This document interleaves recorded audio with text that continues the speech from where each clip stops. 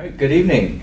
I will call the meeting to order at 7 o'clock and start with our board norms, which are to maintain our focus, communicate respectfully, be present, keep the board productive and effective, and respect the agenda. Do we have any changes to the agenda? I do. You do? Okay. Under new business B, establish a tuition rate for school year 25. I don't have all of the information to be able to recommend a tuition rate for you. So can we push that? We have to do it on the 8th though, because it has to be done by the 15th. But, Okay. Yeah, just don't have all the information to make that call. Okay, so we'll table that till December 8th. Okay, great. Any others? I think Greg had something. Another change to the agenda? Yeah. Is he? Greg, you're muted. Did you have a change to the agenda? He needed to add something. Okay. Hey, sorry, took me a second there. Yeah, I would like to talk about additional cafeteria tables. I know we approved some, but it was turned out to be a little more expensive than we thought, and so we would like to get a little bit more. Okay. All right, so let's go ahead and put that at the beginning of new business, just so we can get that out of the way and then move into Lori's tables. Okay. Call that A1.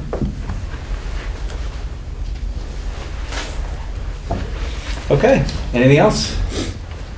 If not, we will move into student report. Our basketball teams have just started up. The girls we hosted a tournament here last weekend. Unfortunately, the girls lost both of their games, but they're going to redeem themselves tomorrow. They're playing Green Mountain tomorrow at 6 o'clock, I believe. I'm not entirely sure how our boys team is doing.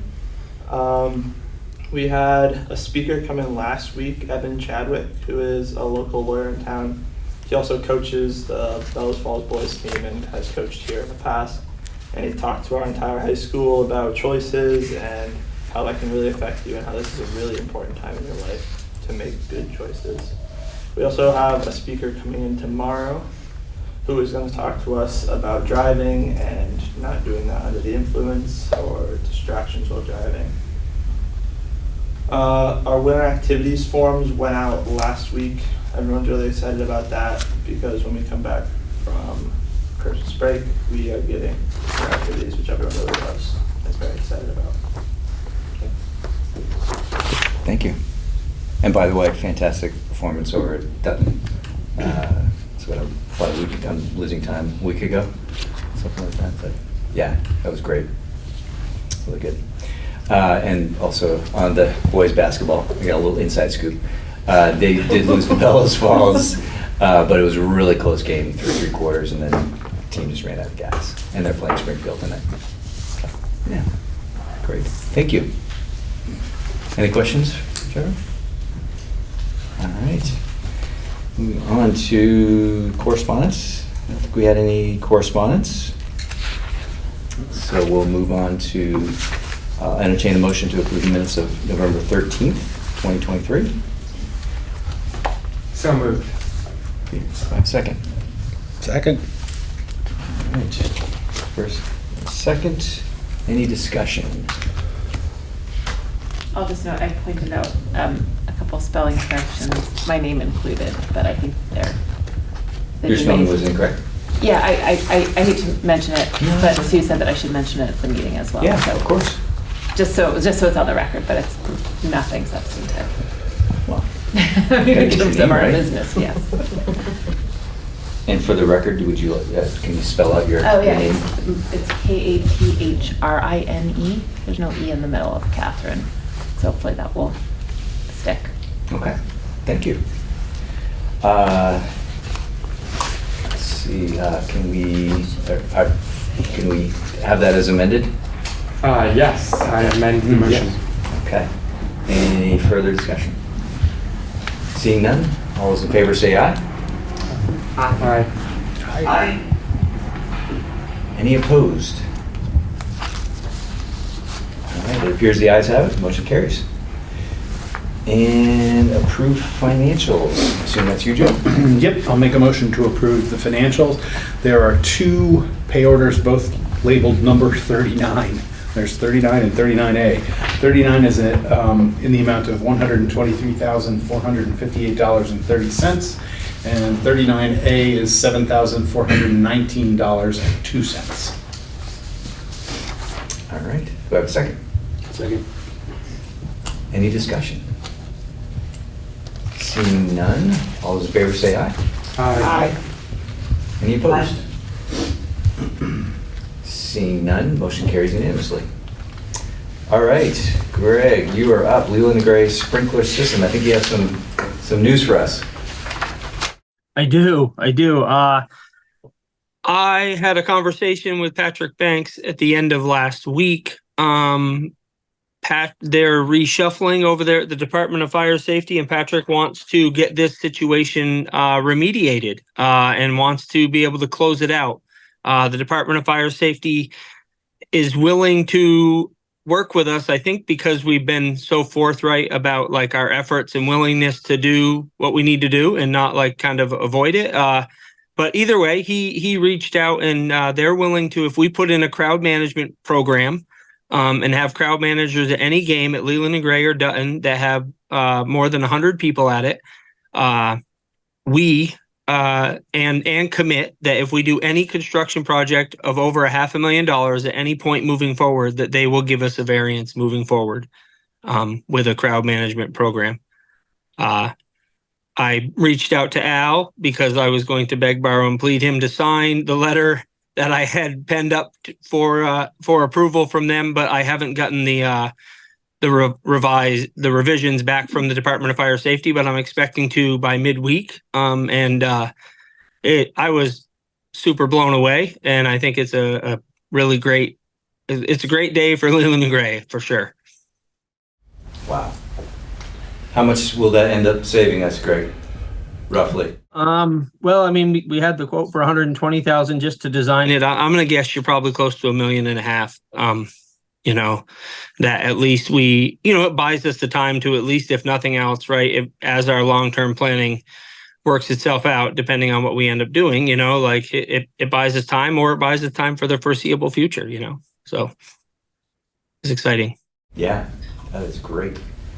Can you define the crowd management program a little bit, or is that still being fleshed out? Yeah, I mean, Lori and I were just texting about it. So it's, you need to have a one person who'll be responsible for ensuring that your crowd managers are trained, and we'll come up with some T-shirts or whatever that will say crowd management. And basically, he explained it to me as we would have people who would understand what all the exit routes are in the building, and they would kind of be at the exits. And if anything ever happens, it's they would know exactly what to do. So there's a little bit of training, some paperwork involved in that with the state.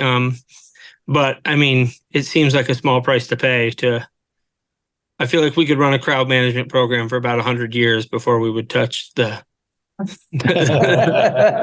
savings there. So it's exciting. That's great. Any other questions for Greg? Peter Broussard, let me know what your interest is in learning crowd management. Will do.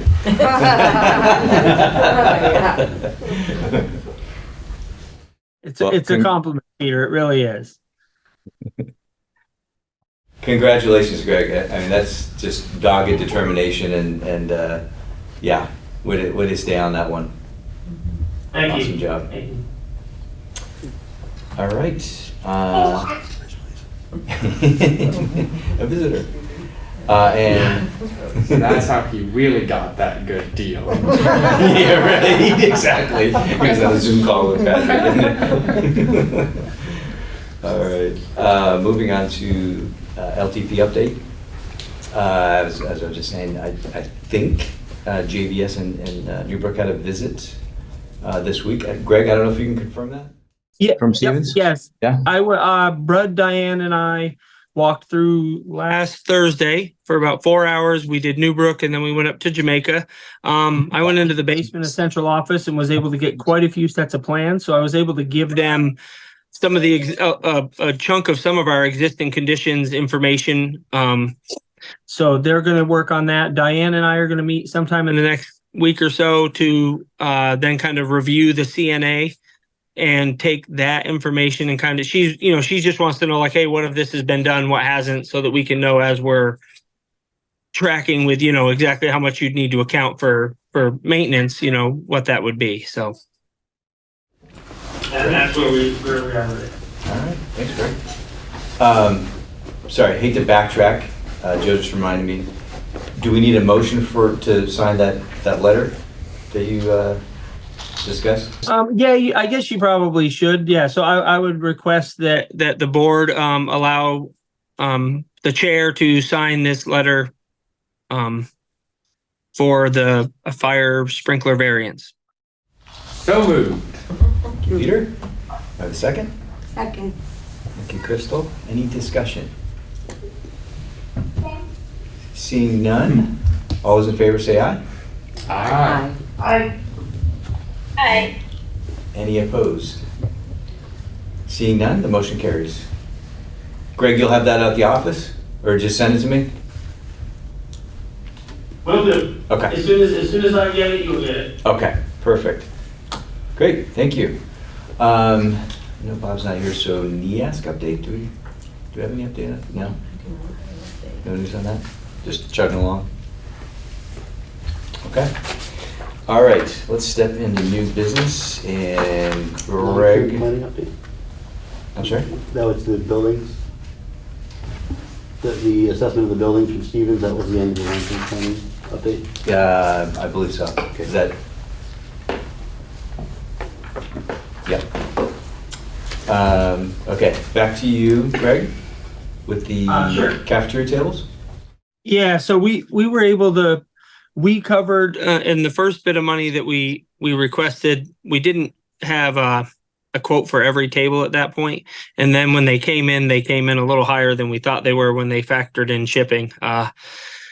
So we came up short, and so I would like to request that we were able to use some of the surplus food service funds for about another $20,000 to purchase more tables, which should finish out Townsend. And I think there were a couple more needed at Leland and Gray.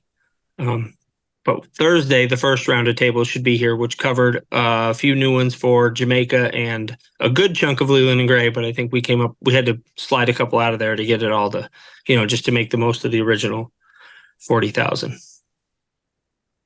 So I would request permission from the board to spend $20,000 of additional surplus funds for more tables. Which makes sense. I mean, all that money has to be spent for food service related activities anyway, right? So. Yes, exactly. Yeah, it's money that's earmarked for that program. And when we realized just how much there was, it was like, man, what better time to afford something as expensive as cafeteria tables? I think right now there are bungee cords holding at least 8 at Leland and Gray together. There's 2 or 3 at Townsend that they don't wheel out due to safety concerns. So, yeah. Okay. Would anybody like to make that motion? I'll make it. I'll spend $20,000 out of the food surplus on tables. I can second. Thank you, Peter. Any discussion? Seeing none, all those in favor say aye. Aye. Aye. Any opposed? Aye. Thank you, sir. Any opposed? Seeing none, the motion carries unanimously. Great. Thank you. All right, and now it's the Lori show. All right. So I just want to start out by saying, or just kind of doing a really high level recap of WCSU. The WCSU budget was passed unanimously on 11/15, which of course affects all of your budgets. It was up both in the MTSS budget and the superintendent's budget. were up significantly this year, mainly due to the transition in the business office for the superintendent's budget. The MTSS was up as a result of losing some ESSER funds, but also, healthcare and salary increases as well. So I just wanted to talk first a little bit. The budget committee and I met, and we talked about just going over for the new board members what actually an assessment is. I think that that's important to understand because you're getting hit by these, large figures in your local budget, and so I just want to go over that a little bit. So I'm on this. I have this in front of me, right here. So what is an SU assessment? The SU assessment equals prorated expenses minus any offsetting revenues, which can be grants and other revenues. They are assessed to each individual's district by an agreed upon methodology. Typically, it's average daily membership. The board last year went to a 2-year rolling ADM, so that will continue. And when the board is voting, they're voting on expenses, not on the actual proration. Those probably need to be updated now that we finally have student numbers from the state. So your assessment will change slightly, but I can tell you that everybody's student counts went down. So I don't think it's going to be a significant difference from where you're at right now. So in the MTSS budget, this is really your special ed students are getting their needs met by direct instruction. What does MTSS stand for? Multi-tiered systems of support. And the WCSU budget is online at the SU, and there is about two and a half pages of explanation of Act 173 was what brought us MTSS, and then how Wyndham Central is applying it. So it's your academic support teachers in the classroom working with students, special ed working with students. So really out of your $7.8 million budget, 88% of it is going directly to serving students. And in the superintendent's budget, you also have tech in there, which of course, the administration is going to be on the heavier side of percentage-wise, but there is a direct instruction piece to that budget as well. So when you look at the total taxpayer budgets for fiscal year 24, because I don't have everybody's tax or everybody's budgets done yet, the direct instruction and the administration is really about 7.57%. So, I'm always looking for, the nonprofit world, you want to be like 10%. Administration should be 10% or less of your budget.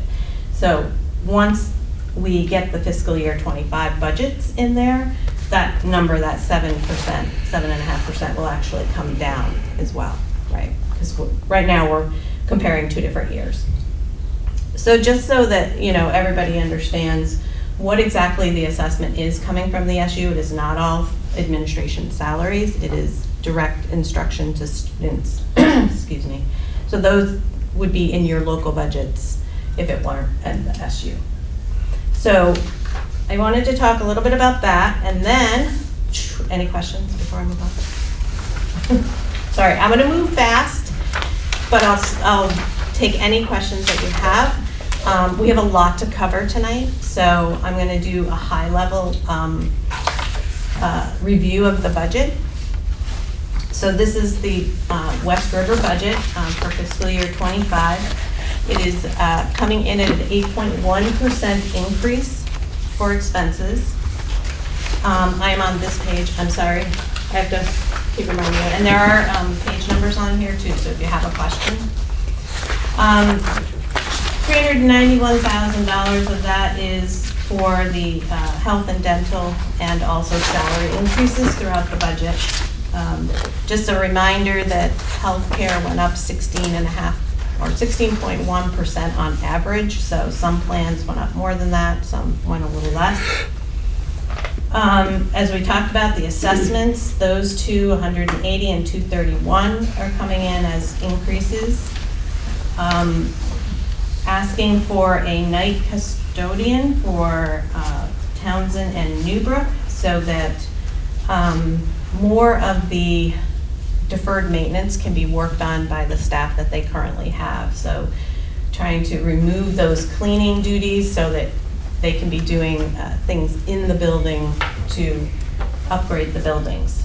Project-based maintenance. There we go.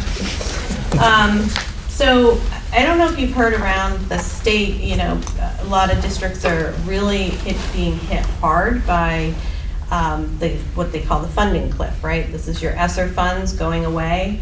And for us, it's really, for West River, it's really more of a blip than a cliff. There were 1.5 positions that were in ESSER that were asking to move into local. The 0.5 ESSER position was intro to high school, and that's costing about $55,000. And then I'm going to jump down, and the other one, a 1.0, is the campus safety officer, security officer, that we're asking to move into the local budget. And below it just gives you a little bit about what that person is doing. Does anybody have any questions so far? About there, out there? No? Okay. The next one is one of the bigger increases for this budget that's new, right? So it's a new addition, is the after-school summer program. We had a presentation, or you've had a presentation about the after-school programming. It is more than what I estimated. I think, gosh, I don't even know how long ago it was now, last year.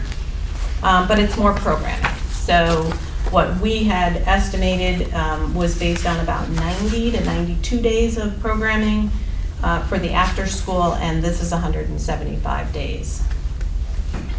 Based on what Jamie brought to the, you know, he did his presentation.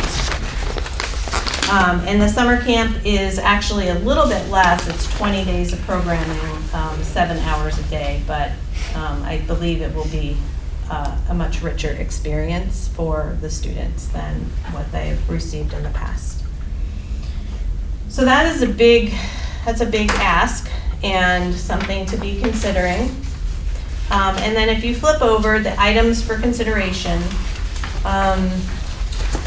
the Journey Away position, you all made a 2-year commitment to getting that off the ground. It's funded about $131,000 locally, and then that does not include any real costs of the trip. It's been the tradition of the board to contribute a certain amount to the trip, so roughly $31,000. I guess you could consider that part of the trip, and then the other is salary for the person running it. So that is something that should be discussed as to whether you want to continue with that, offering that programming in the future. It doesn't necessarily mean that a trip can run necessarily, or a trip that as large as what they're planning right now. So there is a fund balance, which is about 180. Well, I have that actually. What is here? Hold on. Somewhere I printed that off. I think it's about $180,000 or $190,000 in fund balance. However, the trip that is being planned right now, I think, is around $150,000. So unless we do get some funding other than some significant funding, I'm not sure how long the trips can go on, or at that level anyway. Could be a smaller trip. And let me just double check that. I want to make sure I'm giving you the right number. 193. So that's what you have in reserves for Journey East. The ESSER positions for consideration.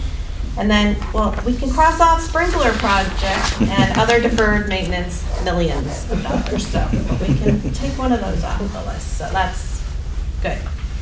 So that's the overview of the budget. The rest, we decreased where we could. We looked at actuals and increased where we needed to. Looking at actuals, there's some inflationary factors in here. Certainly in building ops, we've seen some increases in that, supplies, those types of things. We've made some adjustments in there, but they're sort of kind of working, you decrease over here and you increase over here. So not a big swing on those types of things. Greg has something. And Greg has something. Well, I just wanted to take a moment to throw in there. Yeah, some of the operation stuff. During COVID, my predecessor Chris purchased a lot of cleaning supplies, and a lot of that stuff is kind of coming to its shelf life, or we're finally starting to run out of it. So you're seeing some of the supply stuff have to kind of push up a little bit, because at the same time, in those last couple of years, stuff like that has gotten substantially more expensive. I think a case of paper towels gone up, I think 30%. In the past 3 years, like total in the past 3 years. So that's kind of some of that stuff. But with what we had kind of in savings, we were able to keep that flat line for a couple of more years, but now we're starting to have to push things like that up. Just a little context. Thanks, Greg. So that's the high level overview of what makes up that 8%. What is that in dollars? 1.1 million. And that's on page. Let's see that. Our copier does not copy well. Did you put a new copier in there? We put a new copier. 1.105, 128, 125. 1.1. Oh, I'm sorry, page 13. That's the bottom of the budget there.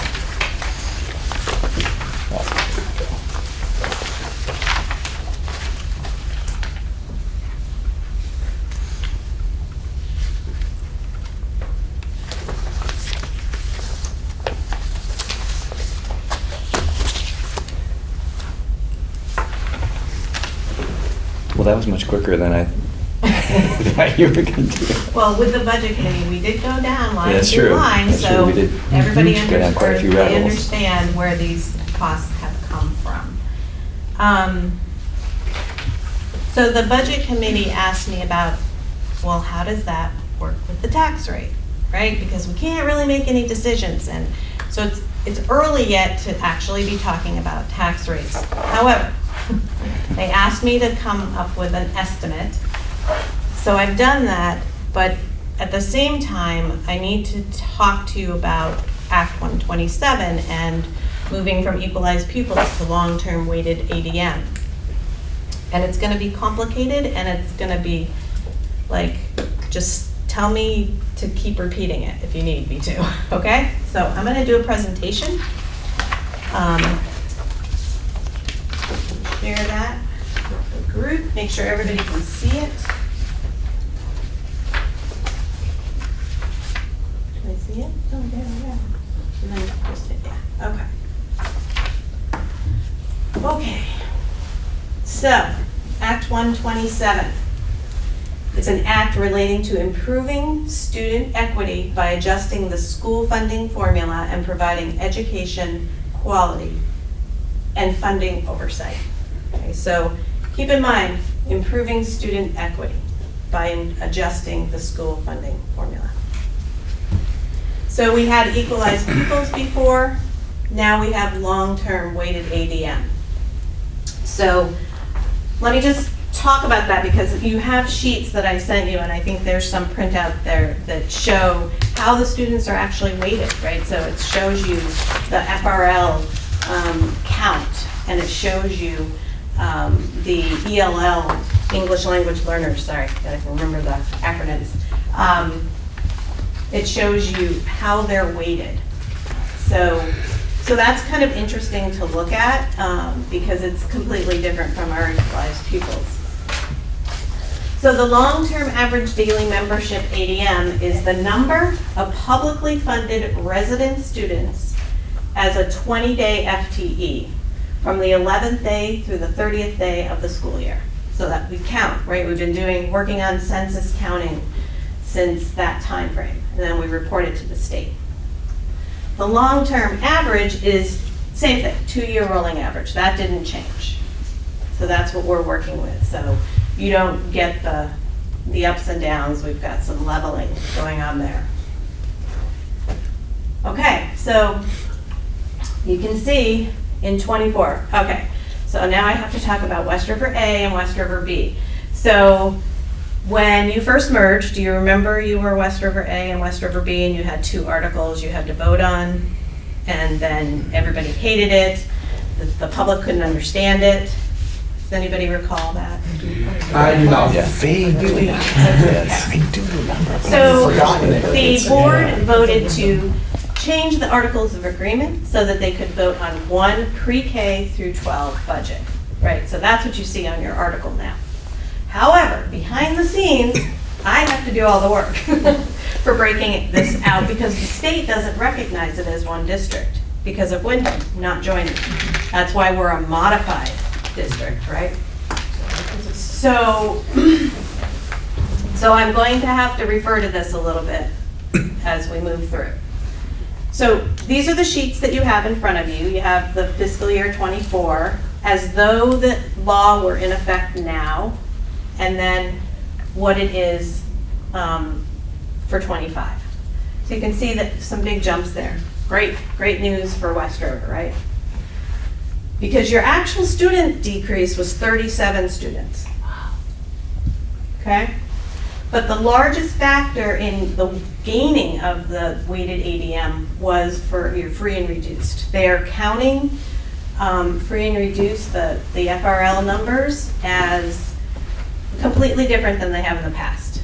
Okay, so definitely worked in your to your advantage. All right, let's go to the next one. So here we are. So this was the budget, right? Oh, sorry. I thought I did that. Out of the way for you. Okay, sorry. So here is the budget for this year. This is your expenses. This is fiscal year 25, the $1.1 million increase, 8.16%. Okay, here's your offsetting revenues. Now you'll see there's a decrease, pretty good sized decrease there. That's because Act 127, you lose your small schools grant because it's picked up in the weights under the sparsity. So if you look at that sheet, you can see there's a sparsity weight. All right, I think we gotta move that back up. All right, so this is just a simple calculation, as you've seen 100 times, right? This your expenses minus your offsetting revenue equals ed spending. This is what you're asking the state to send you for to educate pre-K through 12. Okay, so 10% up in ed spending. If you can remember I don't know if you've had a chance to read the December 1st letter from the commissioner, but the average was 12%. So under the average, pretty good. Okay, let's go to the next slide. I have to drink of water. I'm going to. This is fun stuff, you guys. I love it. All right. So here we go. This is what the unified tax rate looks like with that yield, 94.52. So even though the yield dropped significantly from 15.4, your student count went up, thereby making almost a flat tax rate on an 8.1% increased expense budget. Is everybody tracking here? Okay. So your average cost per student, now this is how I present the budget to you every year because I use an average, right? I don't break it out for you as West River A and West River B. I average it, right? So your cost per student is actually down 3.2%. So, looking good, right? Everybody thinks that's great. Anybody think it's not great? I'm waiting for the shoe. Next slide. Okay, this is a lot of words, so I'm going to talk through it because it's important for you to understand this. So there are mechanisms within Act 127. There's a hold harmless, which says your tax rate can't go up more than 5% year over year, fiscal year 24 to fiscal year 25. There's also a trigger. So there's a trigger if your equalized, or if your cost per pupil goes over 10% increase, then you are in a review, tax review.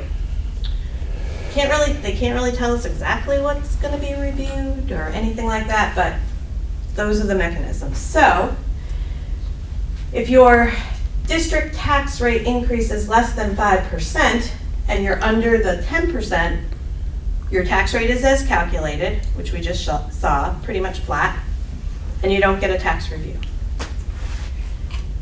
If your district tax rate is under 5% and you're over the 10%, the district tax rate is calculated and you potentially can be subject to a tax review. Fiscal year 25 tax rate increase is more than 5%. And less than 10, your district tax rate is capped at 5, okay? And there's no tax review. And I'm not even going to go any further because this is your sweet spot right there, okay? Go ahead to the next one. So, I'd go back to the West River A and B, sorry. Here are your expenses broken out. I'm saying you can add a one-time $1.9 million to your budget right now. I sound like a salesman. Sorry, I don't mean to. For the low price off. I just heard my voice there. I love it. So there's your total expenses, your offsetting revenues, giving you an ed spending number of this. And there's the long-term weighted average. But up here, we have to break it down. So there's your cost per pupil with the 640,000 added in. And the cost per pupil per the AOE for fiscal year 24 is this number, giving you 9.97% increase. And then down here, a 9.95% increase.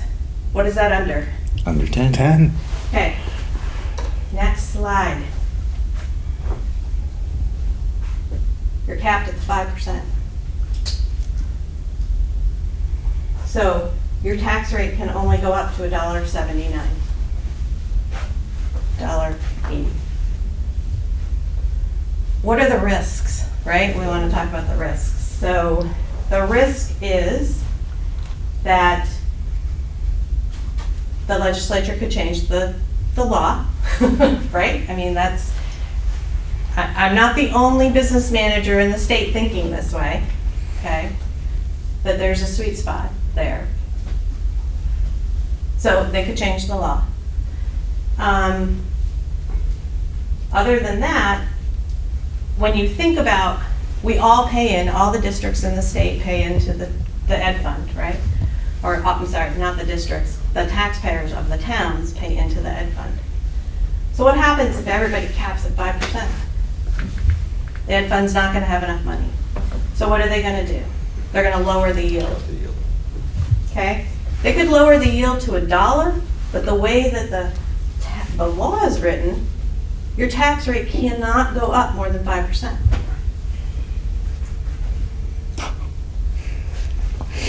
So it's decision time, right? I mean, the other thing about the 5% cap is if you don't use it in a year, you lose it you lose it forever. So that's something to think about, right? Now, I call it a one-time thing because you could do this again next year and raise taxes up to 5% if the law holds. But by the end of 5 years, which is fiscal year 29, which is when the 5-year cap runs out, you'd be at a 25% tax increase, right? You don't want to do that, right? So if we can go back to the slide with the $1.9 million on it. At first I was like, when I was doing the calculations and thinking about this and reading the law, talking with other business managers, I'm like, that's your sprinkler system. But guess what? Then Greg comes in and says, you don't need one of those anymore.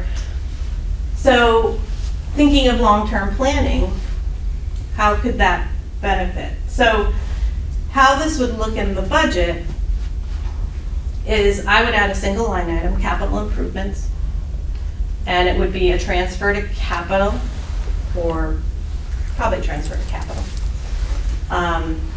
in your budget that you would present. Now, you would be presenting a budget to the taxpayers of $16.6 million, right? Because that's what's on your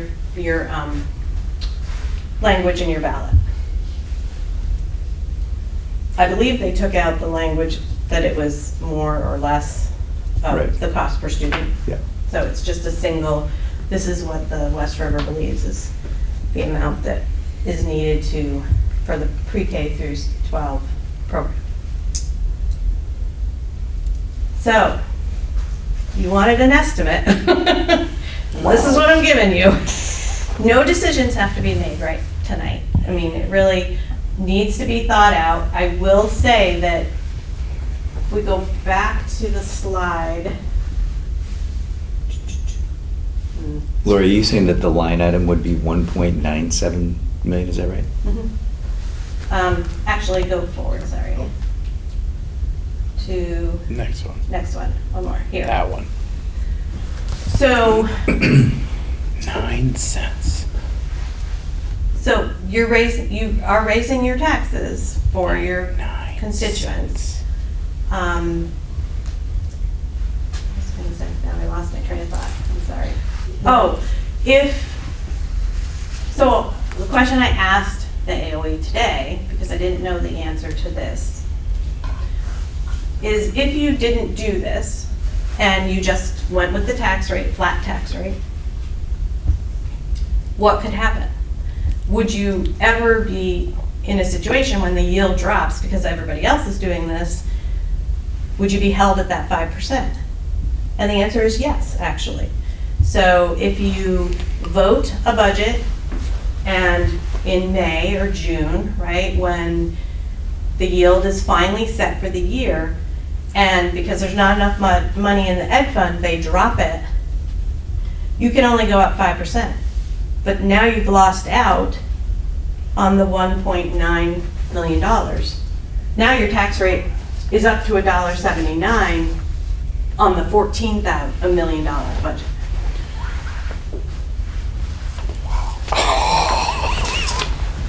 Wow.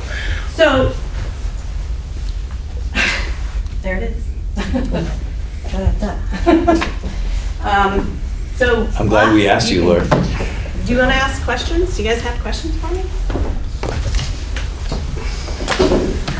Out there? I'll ask you a question. So say we put 1.97 towards cap improvements, one line item. We don't spend that, then we can tuck that away into operational reserves. That is unencumbered, you can't unencumbered tuck. for capital improvements. So it depends on how you do it, right? If you're asking your voters for it to be capital improvements, then you have to spend it on capital improvements. Right. So it would go in your capital. It would transfer to your capital.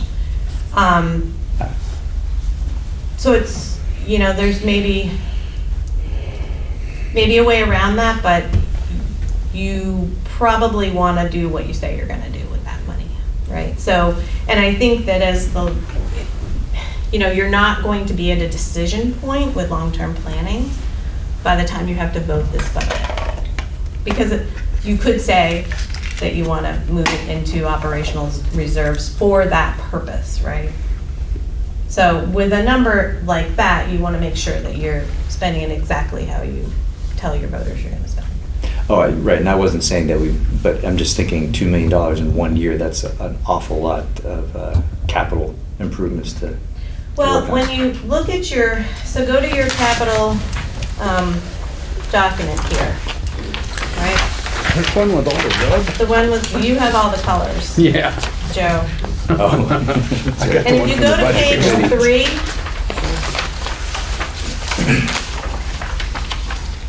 and just write down this number because it was on another column, which didn't get in this. $2,885,359.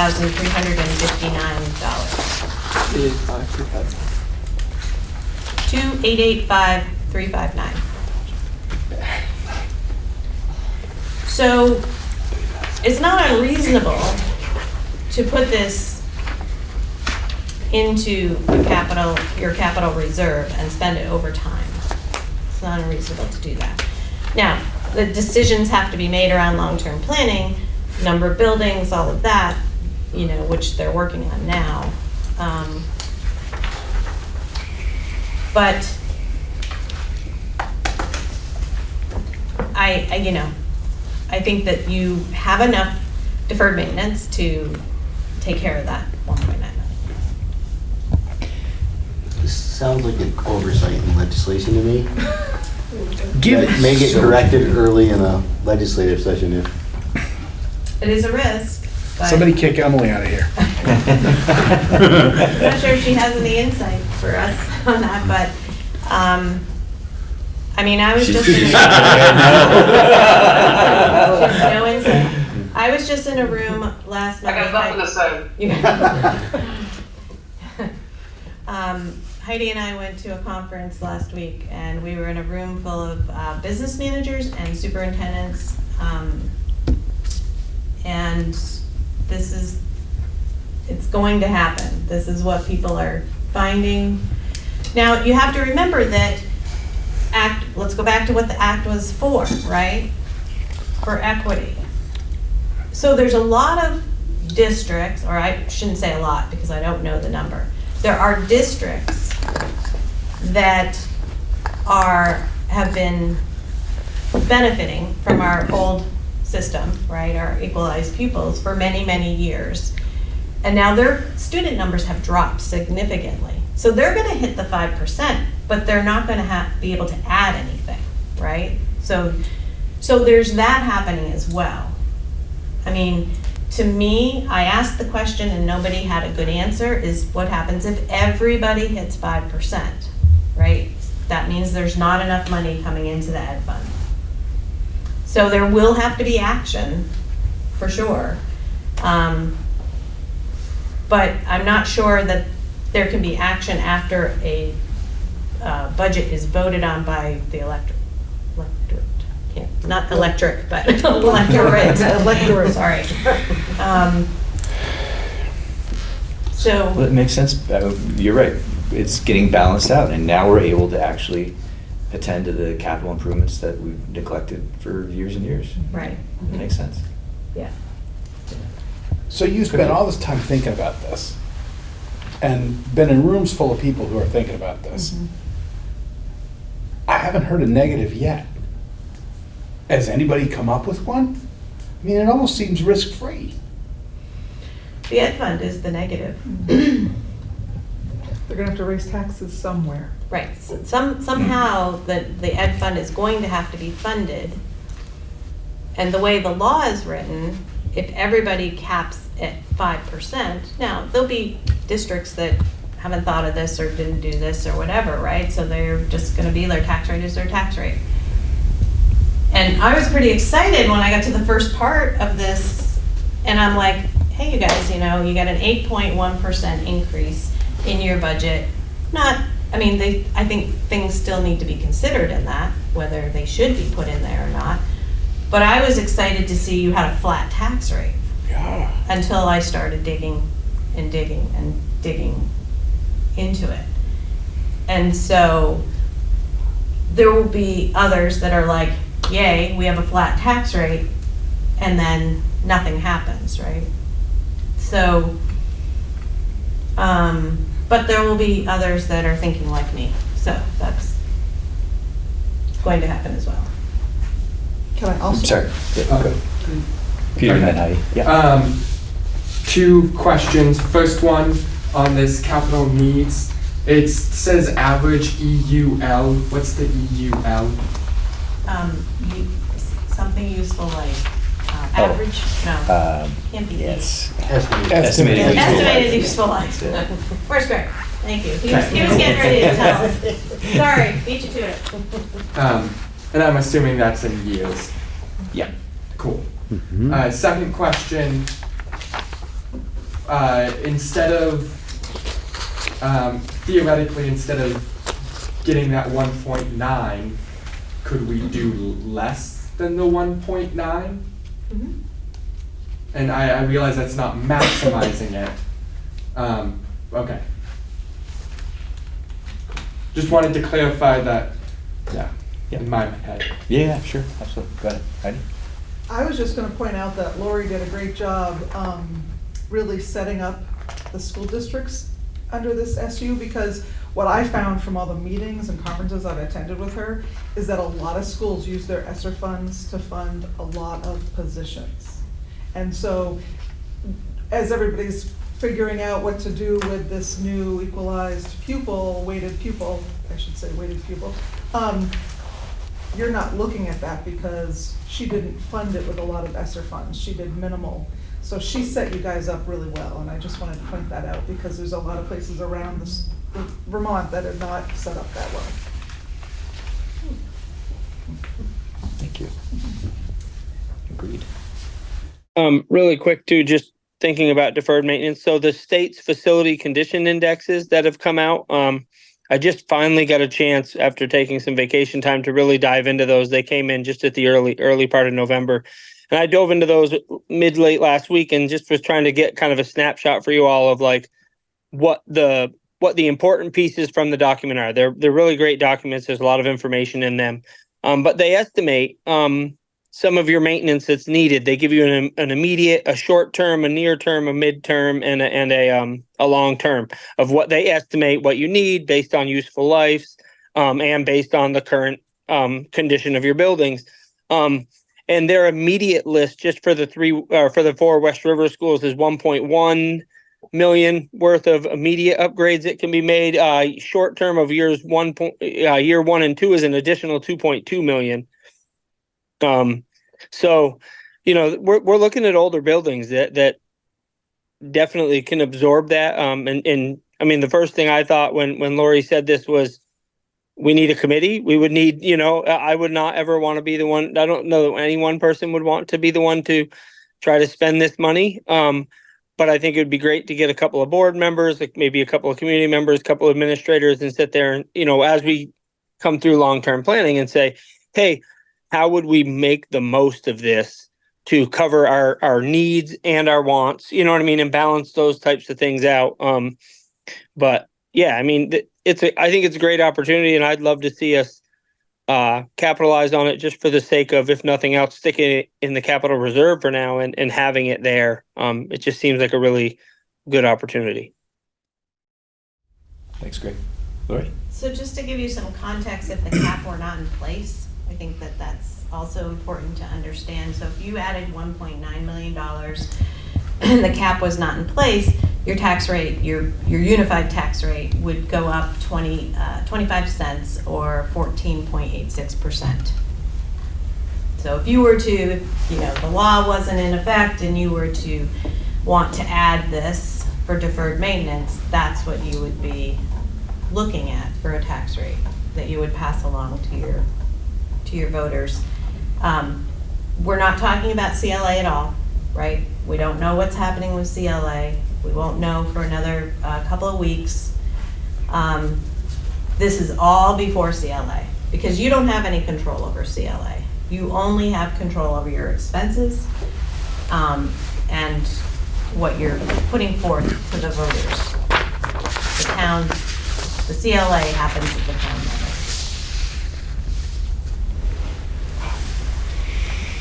Wow. So that is the budget presentation.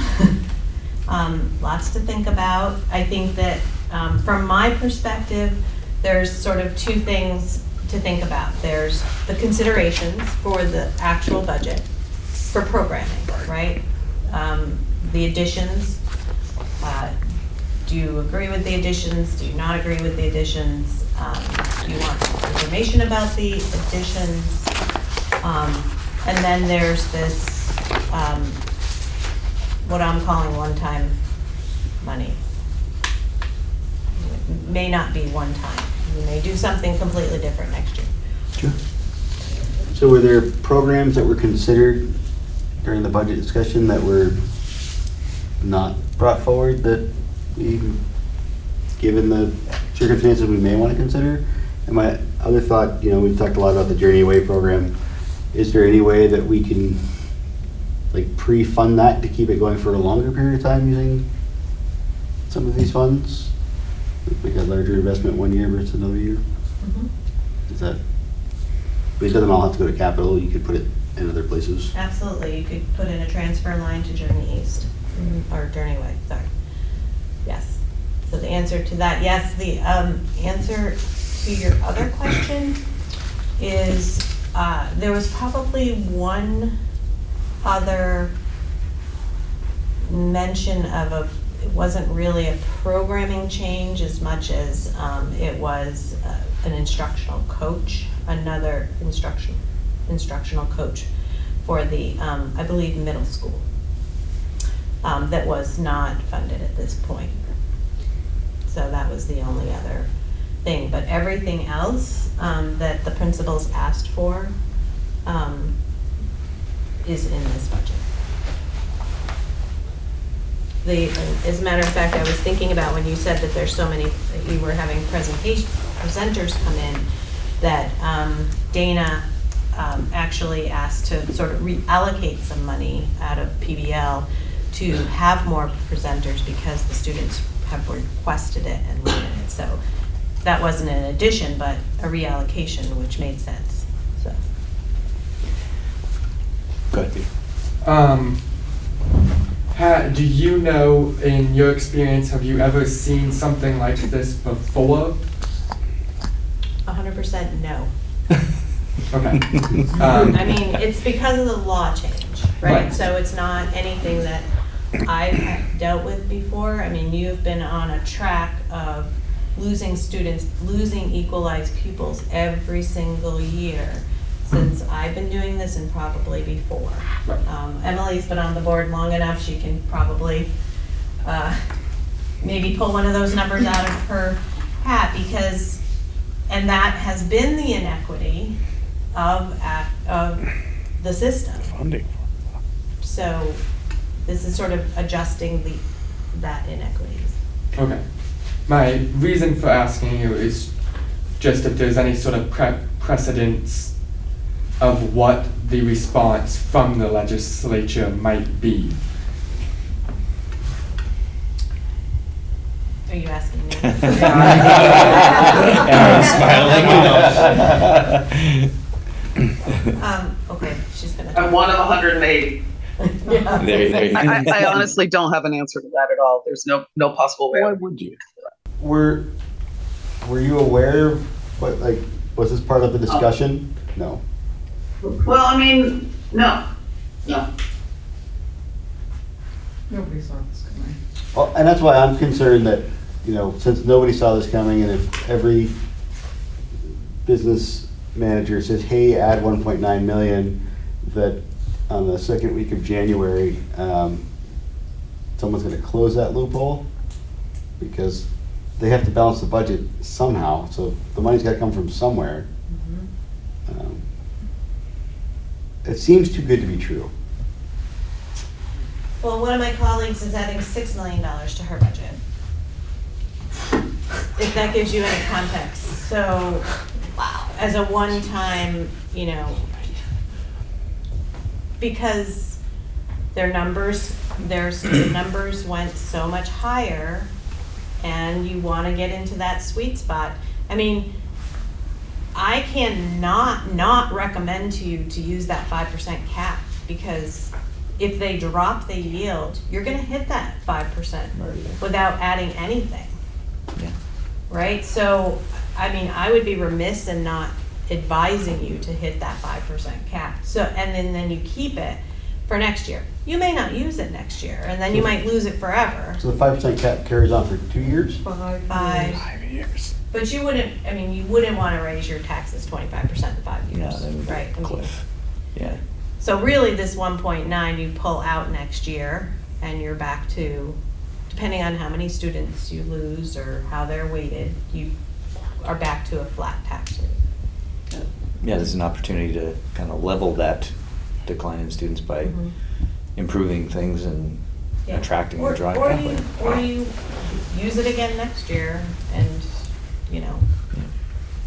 Go ahead, Bob. Oh. Hey, sorry. First of all, I just want to hope everyone enjoyed their rain day. So, yeah, Shoveling I'm 0 for all 1. day. Yeah, 0 for 1. But no, I just want you guys to think about, urge you to think about the way that Lori described it. Two pieces. One, that the change in weighting was really they were not intending people to use any quote unquote savings or impact the tax rate that would level or reduce. The idea was that you would use the excess money generated by your by the weighted students to actually serve students. So, for example, like if you have a high poverty area that generates a higher weighted count than before, that students in poverty are often more expensive to educate, and therefore that money should go back towards services for the kids.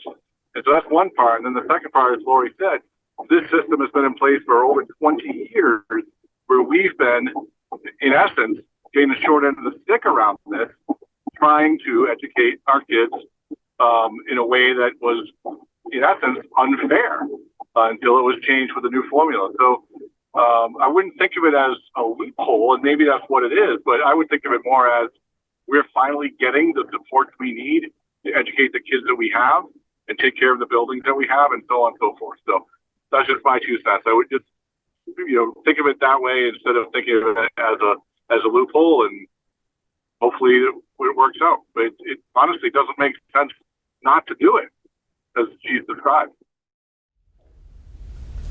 Thanks, Bob. That's a great way to frame it.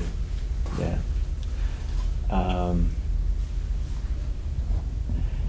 So you got me thinking about other than cap improvements. So you mentioned instructional coach. Is that right? Middle school. That was one thing that was mentioned. Okay. And what was the reasoning? Well, obviously just because it didn't fit in the budget, as we saw. Right. So that comes under the multi-tiered system of support budget in the SU. And we were already fighting a declining amount of ESSER and increases there, so that was not put in. There's nothing we can do about that. It's not in our budget. Yeah. Well, I mean, yeah, for 1 year you could put it into your budget and then we could move it, right? It's still going to be the same. It still falls under the same structure, Right. or we can make it fall under the same structure. Kate, did you have something? You look like you're... I'm sort of working through this one, but I'll come back. Thanks. Okay. I saw the tip of your tongue. Thank you. Thank you. Can I just go back and sort of address what Peter's question was about the legislators, right? So when we were at this conference, sitting on the panel was Brad James, as you're all aware, as finance manager. He's retiring. His replacement is Nicole Lee. Jeff Francis from the VSA, Vermont Superintendents Association, and then our president from the Vermont Business Officers was on the panel as well. And all of them said that from what they're hearing, there was not an understanding that this would happen. So I just want to make sure that we're clear on that that's what they're hearing. And there's things that they couldn't advise us on, such as this tax review, right? So, I mean, there's a piece of me that says, put all of your deferred maintenance in this budget, go over the 10%, go through the tax review, because are they going to deny us for doing deferred maintenance? I don't know, but that's risk. That's more risk. That's why I brought it in at under the 10% review. So there could be people out there that are doing that as well, chancing the tax review because they can't really tell us what the tax review consists of. I have no idea. It's 2 business managers, 2 superintendents, and the Secretary of Ed or designee, I think, maybe. So it's not really clear. There are a few things they look at. Declining enrollment is one of them. One of the things, if you have declining enrollment. The other thing is, so you lose your small schools grant, that automatically increases your ed spending, right? Because you've lost revenue. So there's a piece of that 9.97% that is in just the loss of the small schools grant. Right? There's nothing you could do about that. Is what it is. So does that, I don't know that that answers your question, but I just want to assure you that our ears are to the ground. We've been asking the right questions, and everybody in that room, which was over 80 people, are in the same boat. So. Wow. Can I just, Lori? Yeah. Just quickly, the PowerPoint that you just put up? Yes. I didn't see, that wasn't sent to us, was it? No, I just did it here live. Do you want it? Yep, thank you. Where's it going? It's really helpful. Wow. So this is new information. So we've only had a little bit of time for the buzz to get out into the world, and we'll probably hear more about it over the next month. Yeah, no decision should be, I mean, you guys need time to think about it. You need time to hear stuff, right? Yeah. In our budget committee meeting, this was just a, hey, Lori, can you go find out? Yeah, Wow. really, it was like, what's the tax rate gonna be? Just give us back Okay. the envelope on that, and then all of a sudden it's like, well, for 8 cents, 9 cents, you can have $2 million.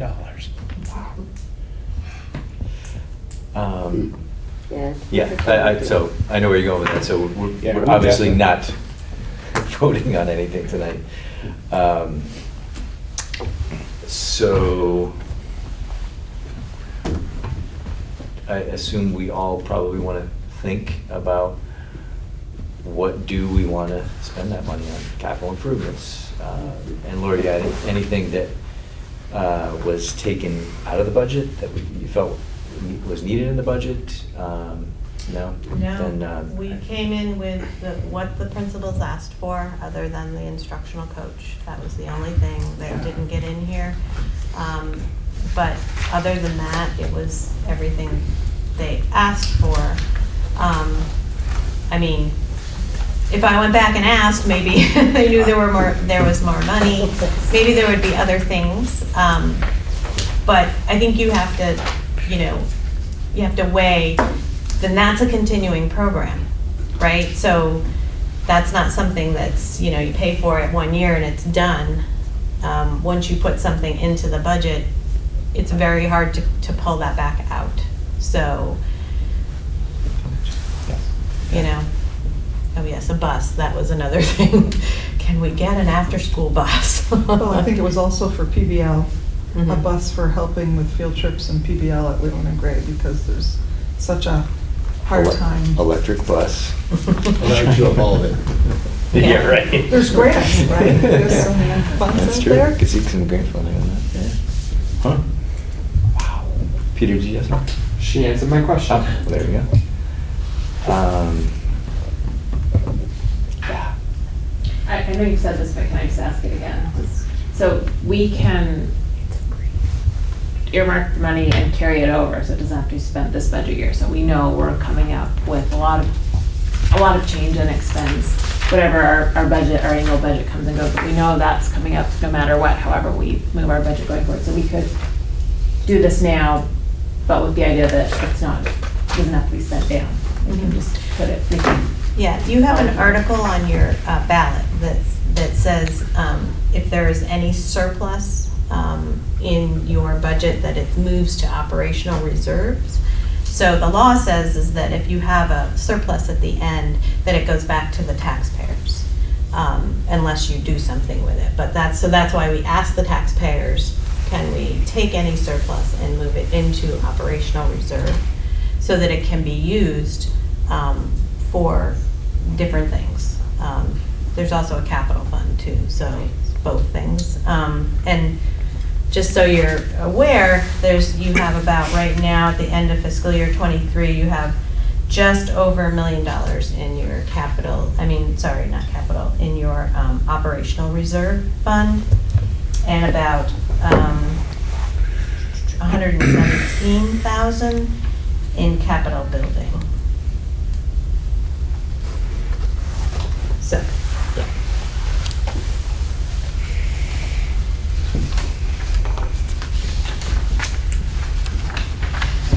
All right.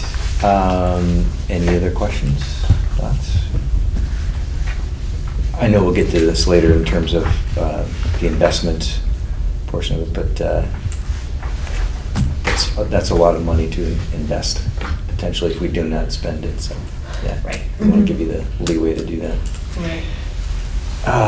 Okay. Well, all right. So we're not taking action on that. Just so I'm clear, is there anything that we want Lori to discover for us, find for us in between now and the next meeting? Yeah, I mean, just of course listen to this situation and see what if there's any news on a state response. Okay. All right, moving on. So we're tabling the tuition rates. Principal reports. Renee. All right. Let's see. So we are trying to revamp our field day, sort of keep it a little bit traditional to what Townsend has done, but then we're also kind of moving towards something similar to what Newbrook does with their farm to field day. So our farm to school program has been expanding over the past couple of years, and so we're just in the planning phases, trying to think about what that's going to look like, the structure, the groups of students, reaching out to local people to see what kind of volunteers we can get for that day. I was hoping to talk to VEMSA. I know that's not a farm thing, but it could be a cool local vendor. Throw that out there now. And yeah, so we have our committee meetings next week for Farm to School, so I'll be joining that meeting that day and we'll get the ball rolling. So we're excited about that. We set a date for June 3rd. Recently I had a conversation with Laura Tabachnik about PBL. I know she's done some visits up at Cabot Elementary. So just trying to think about the future at Townsend with PBL and how we can kind of connect that over here. What does it look like at the elementary level? Because we've been doing our half-day STEM groups, community groups, and those have been going really well. The kids love the inquiry-based science, and so I think PBL would be a great addition to some of that. So, and last thing, we are renaming our STEP room. So this is our sensory regulation room. STEP really just stands for Supportive Teams for Educational Progress. However, it kind of has a negative connotation sort of statewide at this point. So the staff voted, gave some names, and now we're going to be on to the students voting on the top 3, which will be, let's see, the Bear's Den, the Cub Cave, or the Zen Den. So we'll see what comes out of that. Everybody's going to want to go. Yeah. It won't come out. Thanks, Renee. Thanks. Appreciate it. Monica? Hi, good evening, everyone. I'm voting for the Zen Den, Renee.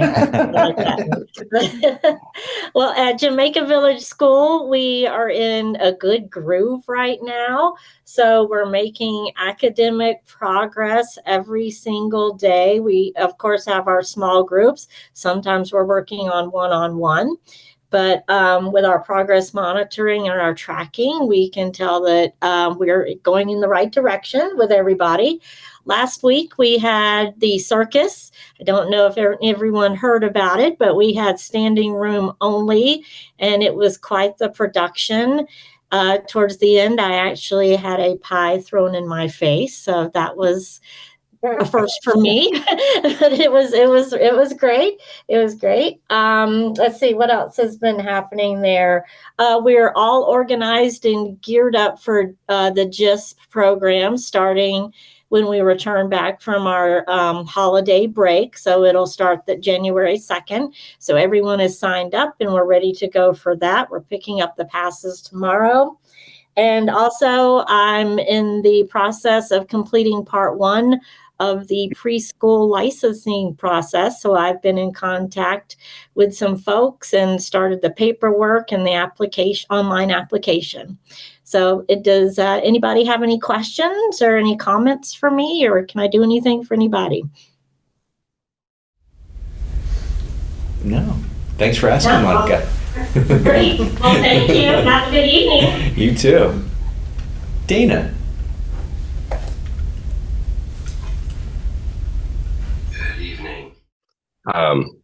Yeah, quite an offer there, Monica. But with that said, at Leland and Gray, we actually have quite a bit going on. And I do want to call out specifically after the musical and then our band and chorus concert this past week before. If anybody was there, it was in the Dutton gym, and both the band and the chorus have doubled in size, which is incredible.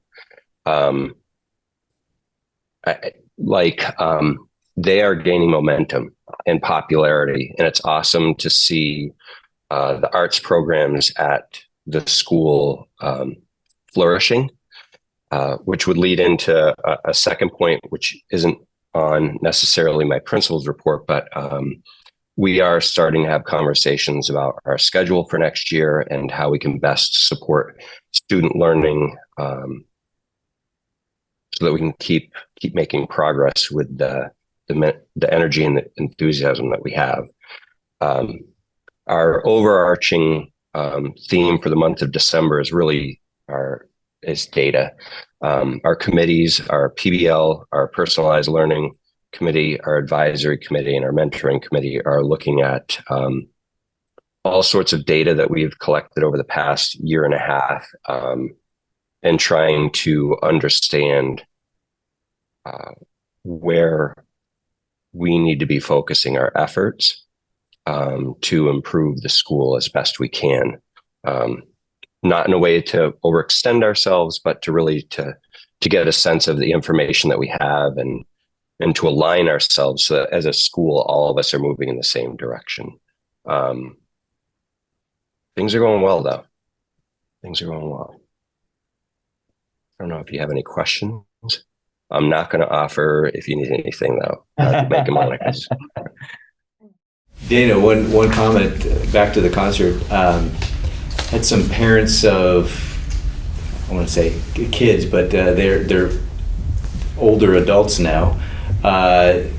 They had not been to a concert in roughly 20 years, and they said, this is for those of you who know, back in the heyday of our music program, where it was probably twice as big as it is now. But they said that for the number of students that we had, they were phenomenal and on par with the best of the program that we've had. So, yeah, I was actually talking with the music teachers and Jeremy Keller, our chorus teacher, and for this time of year, they sounded awesome. They really did. Like your first concert, expectedly so, can be like, oh, it was good. You know, they're getting there. But no, these students, they landed on it. It was good. And I would also say that we pretty much got unanimous feedback that the Dutton gym is where they want to do their future performances.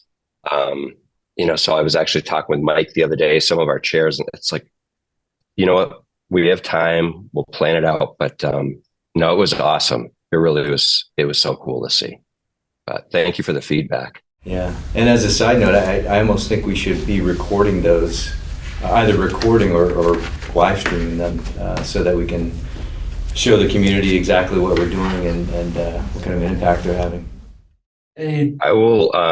I'll make note of it. I had asked that about, I think, the musical, and was told because of copyright we can't necessarily. I don't know. We need to look into it though. But with a concert though, like that, I would think, but I don't know the legalities of it. But I agree. Yeah, it was good. It was neat to see. Yeah, thank you. Mean Girls is recorded and it's on YouTube if you want to find it. Is it listed? What? Is it showing to the public if you search it, or is it what's called unlisted? That's a good question. You should ask all of them.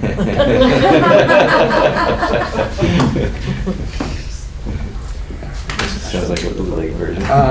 Yeah, as a former student who actually worked on a lot of things like that, the school does have a YouTube page, and it has recorded all manners of shows in the past. I would have hoped that was still happening with concerts, but I at least know that we used to do it. Oh, that's great. We used to post them on the YouTube page. Yeah, I didn't see anybody there recording it, but yeah, good to know we have in the past. Great. All right. Well, thank you, Dana. Appreciate it. Oh, yeah. Sorry, go ahead, Pete. Actually, sorry, Dana. One question. I was curious if you could just give us a quick update. How is I saw in your report that the safety team is continuing on with the adjusting to the new practices. I just wanted to hear from you how that's going. It's going well, actually. Every time we have had a drill or an incident, we've had follow-up meetings to review our practice, and we've found things to adjust. The shift from traditional like lockdown process to an options-based model, it's different for people. And we know change can be, sometimes it can unsettle people. I have to tell you, like, I'm in full support of it. I've been around, I've seen I actually had students saying, thank you. They were glad that we're moving to options based. But we'll get there. I mean, we're having conversations, and I don't like the fact sometimes that the world we're in forces us to kind of be in the scenario where we have to talk about things like this. But it is what it is, and being calm and united, we'll get there. So I do think we're making progress, and I do think we're safe, and we'll be safe. I go back to, the students at Leland and Gray, the high school students, the middle school students, they're on point. When there's a drill, they're excellent. So. Awesome. Thank you, Dana. Thanks, Dana. All right, Bob. All right. Well, you should have gotten the cabinet report the tail end of last week, which highlighted some of the stuff going on from members of the cabinet, myself. I don't really have much to add to that, but I'm happy to take any questions folks might have. And I am in the car, so I don't even have the agenda in front of me. So I apologize for that, but I'm happy to take any questions. Great. Any questions for Bob on the cabinet report?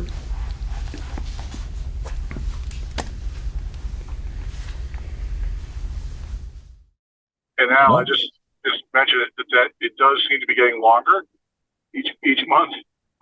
And if it's too much for you guys, if it feels like it's too much, too dense, and you want more brevity, please let me know that. And we can work on that. I just wanted to make sure people were fully updated and knowing what the team is all working on. But I know it is a lot to read, especially with all the principal reports as well. So if folks aren't getting to it and think that making it a little bit shorter would help, please let me know. Okay. No, I thought it was good detail. Yeah. All right. If there's nothing for Bob, we will move on to policies. And we have warning for both student, C15 student conduct and discipline, and E11 investment policy. So I'll make a motion to warn policy C15 student conduct and discipline and policy E11 investment policy for the West River Education District. Do I have a second? Second. Thank you, Peter. Sheesh. Any discussion? That was Bob. I can start you off. Sure. Last time we brought, I think, the C15 policy, there were questions about it, and I was asked to explore sort of the comparison, I guess, between that and the weapons, specific weapons policy. So I did that analysis, and both of them follow the required, the vetted policies for the VSBA, the model policies, pretty closely. This one is exact. The other one, this board added a line about a weapon in the previous one that you guys have adopted that allowed the superintendent to meet with the principal if there was particularly in a situation of like knives, to determine what should happen and shouldn't automatically become a board hearing. But I think the question was more about an item. I think the definition raised some hairs with people that it was like any item that could be used to cause harm, and that is actually from the statute of on what a dangerous weapon is. And so my suggestion would be to continue to adopt it, go through the process of adopt it as is, and don't modify it from what the VSBA has put forth. Okay, good context. Thanks, Bob. And as far as the investment one goes, the VSBA does not have a model policy for investment, but this is the exact policy that the SU board has had adopted since 2011. There may be some language changes since then. The VSBA suggested we could get our attorney to run over it a little bit, check it out. But since it is currently the operational policy for the SU for investment, it seems logical to kind of have the same one. And then if you wanted to have it analyzed, we would be analyzing it potentially for both rather than just for West River. But as of now, again, my recommendation would be if you want to have Lori do some investing with any reserve funds, to go ahead and warn this one, as it again mimics the SU policy already in place. Thanks, Bob. And on the investment policy, Lori, can you just briefly describe what this will allow you to do that you aren't currently able to do? Right, so I'm your treasurer for West River, and typically the treasurer can move funds around to get the best interest rates and things like that, and the bank wants an investment policy in place before I'm allowed to do that. I didn't realize that West River didn't have one, but there's definitely some opportunities out there right now for some CDs and things like that. So as soon as we have this approved, I can go ahead and get in touch with the bank and move some money, get some better interest rates. The interest rate isn't horrible right now because you have a sweep account, so it's about 3.5%, but I think we can do some better with a chunk of it. Yeah, rates are good right now. Yeah. Might as well take advantage. All right, so we have a motion. Any other discussion? All right, all those in favor say aye. Aye. Aye. Aye. Any opposed? All right, seeing none, motion carries unanimously. Those will move on to being adopted at our next meeting. All right. She's already shaking her head no. Public comment. Public, you got it? Greg had some. Oh, yeah, go ahead, Greg. In my haste and my joy of our sprinkler system, I did neglect that part. The other half of it, of the letter, is that we have committed to the state at this point to do to add the sprinklers to the wood shop. That was something that we had originally committed to in the 2008 letter when we did the addition, and we didn't do it.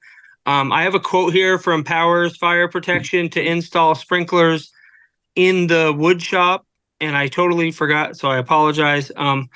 But it's $28,510.20, and I would like to request the approval of the board to get this project done to kind of hold up our end of the bargain. And obviously that cannot come out of food services. Lunch in the wood shop, Al? That's true. You know. You've got Yeah. money in your capital. So that's just from the reserve? Yeah. Capital reserve. Okay. I'll entertain that motion. So moved. Do I have a second? Sure. Sure. All Yes. right. Any discussion? Seeing none. All those in favor say aye. Aye. Any opposed? Seeing and hearing none, motion carries unanimously. Thanks, Greg. Good catch. Thank you. Go in. All right. I will entertain the final motion.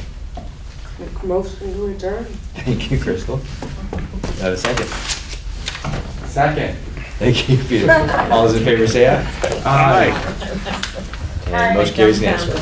Thanks, folks. Al, I gotta congratulate you. I never.